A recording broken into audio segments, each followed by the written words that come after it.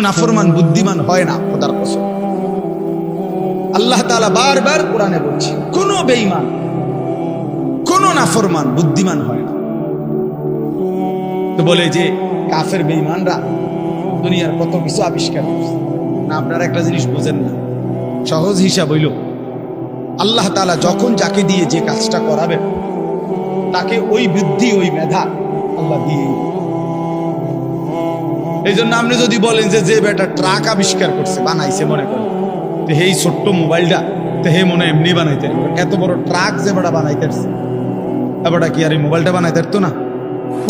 কথা বোঝেন না? পারিব নাকি? এত বড় ট্রাক যেহেতু বানাইছে, উনি ইচ্ছা করলে তো মোটরসাইকেল এটা তার লাগে কোনো বিষয় নেই। এটা নিয়ে যুক্তির কথা বুঝছেন না? হিসাবটা না, এটা কোনো যুক্তি না। আল্লাহ তাআলা এক একজনের মাথায় এক একটা কি মেধা যোগ্যতা আল্লাহ দিয়েছেন, আল্লাহ দিয়েছেন। এই জন্য আল্লাহ তাআলা কোরআনের কারিমে বলছে সমস্ত বেঈমান লা ইয়াকিলুন, এদের আকল নেই, লা ইয়াফকাহুন, এরা বুঝে না,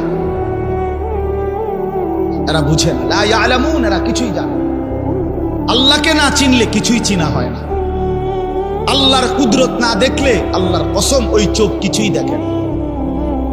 আল্লাহর কথা কানে না শুনলে ওই কান মূলত বধির, সেই কান আসলে শুনেই না। যেই জবান আল্লাহর নাম নেয় না, যেই জবান আল্লাহর কোরআন পড়তেও পারে না। আমি তো সবসময় বলি, মুসলমান যে ব্যক্তি আল্লাহর জিকির করে না অথবা আল্লাহর কোরআন দেখে দেখেও সহি শুদ্ধ কোরআন শরীফ সাইয়া সাইয়াও পড়তে পারে না, এই লোকটা মূলত বোবা। এ আসলে কথাই জানে না। এ বাকি যেগুলো বলে বেহুদা বলে। জবান যিনি দিছেন, যার দেওয়া জবান তার নামই নিতে পারে না, তার কালামই পড়তে পারে না, তুমি তো আসলে কিছুই জানো। এই জন্য কোরআন শরীফ আল্লাহ বলছে সমস্ত বেঈমানের দিল আছে কিন্তু বোঝে না, সমস্ত বেঈমানের কান আছে কিন্তু শুনে না, সমস্ত বেঈমানের চোখ আছে কিন্তু দেখেন। কোরআন শরীফ আছে, লাহুম কুলুবুল লা ইয়াফকাহুনা বিহা ওয়া লাহুম আযানুল লা ইবসিরুনা বিহা ওয়া লাহুম আ'য়ুনুল লা ইয়াসমাউনা বিহা। আল্লাহ তাআলা বলছে বেঈমানের দিল আছে কিন্তু বোঝে না, বেঈমানের কান আছে কিন্তু শুনে না। ওই ছেলে, এই দুই ছেলে, ভাইয়া কথা বাকি থাকলে বাইরে গিয়া বলো। বেওকুফ কোথাকার,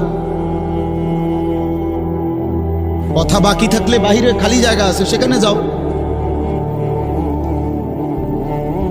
জিন্দিগি অপদার্থ এক জিন্দিগি।